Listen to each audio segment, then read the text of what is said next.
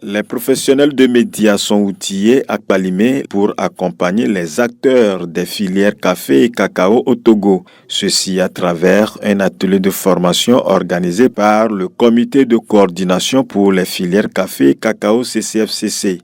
La rencontre de ce jour avec les journalistes, nous sommes appesantis sur la production, notamment comment identifier les plantations, comment identifier un caféier et un cacaoyer. Qu'est-ce que c'est un cacao marchand? Qu'est-ce que c'est un caféier marchand? Et partager surtout sur la vie de la filière. Échanger avec les médias sur les perspectives de communication pour le développement de ces deux filières. Nous devons consommer ce que nous produisons pour aider nos producteurs à plus de rentabilité. Les filières café et cacao se portent très bien.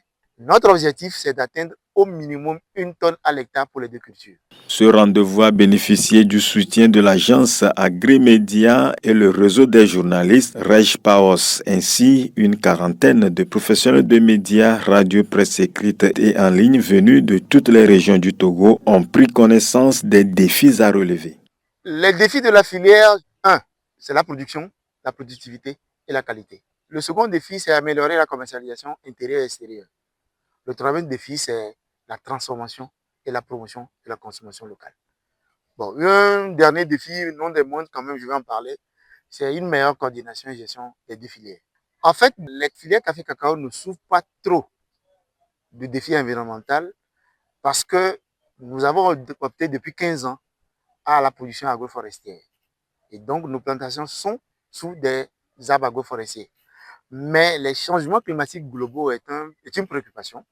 Mais nous y travaillons parce qu'il y a un mois, on a tenu une réunion avec les acteurs ici, avec la FAO, où nous avons mis en place les bases nécessaires pour développer les résiliences, pour pouvoir s'adapter, les filières café-cacao à ces changements climatiques.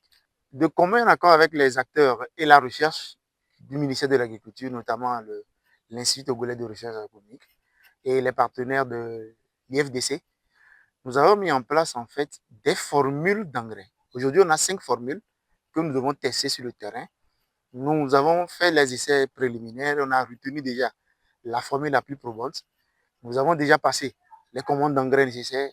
D'ici l'année prochaine, on doit faire les tests multilocaux dans les plantations de cacaoyers pour évaluer leur effet sur les plantations. D'ici 3 ans, nous serons même de vous dire quel impact ces engrais ont sur la productivité des plantations avant de faire la vulgarisation au grand champ. C'est vrai, on va acheter de l'engrais, mais le risque, c'est que vous pouvez mettre ces engrais-là et ne pas avoir la production escomptée. La plante, au lieu de produire des cabosses, va vous produire uniquement des feuilles.